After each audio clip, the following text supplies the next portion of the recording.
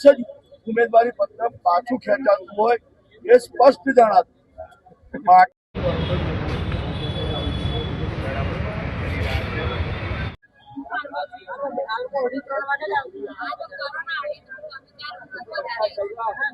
अरे भाजपा के नेता होश में आओ, अरे भाजपा के नेता होश में आओ, भाजपा के नेता शर्म करो।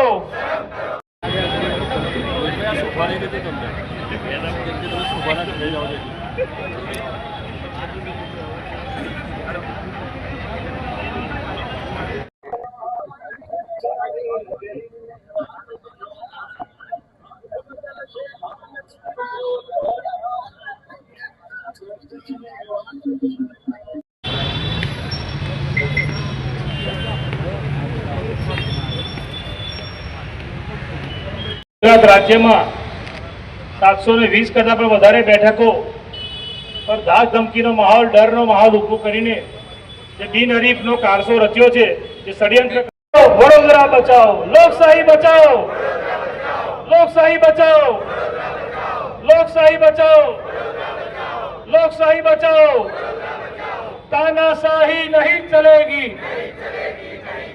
અને વોટ લીધા વગર જેવી રીતે ષડયંત્ર કરીને આ બિનહરીફનો કારસો રચવા જઈ રહ્યા છે, ત્યારે કોંગ્રેસ પાર્ટી અમે ધરણાના માધ્યમથી, આંદોલનના માધ્યમથી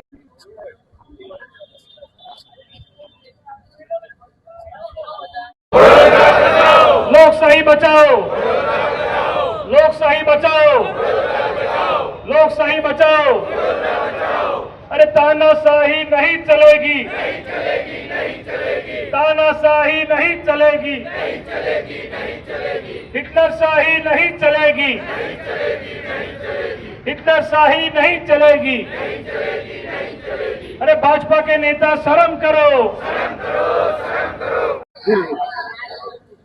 समग्र गुजरात राज्य में भ्रष्टाचारी जनता पार्टी द्वारा लोकशाही नु खून करीने चूंटणी प्रक्रिया पर जे सवालों उभा कर्या छे, जेवी रीते धाकधमकीनुं वातावरण बनाव्युं छे, ए जोता लागे छे के भारतीय जनता पार्टी चूंटणी हारवानी बीके आ बधा कावतरा करी रही छे। त्यारे आखा गुजरात राज्यमां प्रदेश प्रमुख अमितभाई चावड़ा साहेबनी सूचनाथी धरणानो कार्यक्रम करवामां आव्यो छे, जेना भागरूपे वडोदरा शहेरमां एक गांधीनगर खाते आ धरणानो कार्यक्रम छे, लोकशाही बचाव धरણા।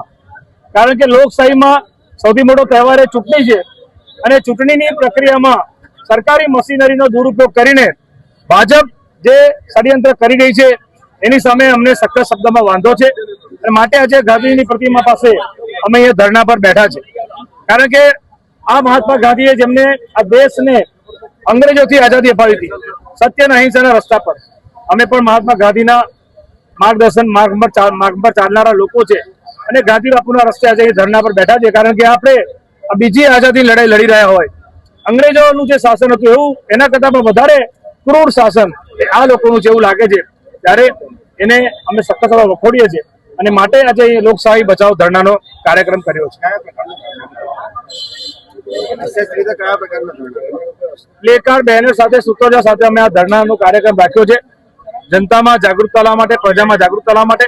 આમ તો વડોદરા શહેરમાં લોકોમાં જે જાગૃતતા આવી છે, જે રીતે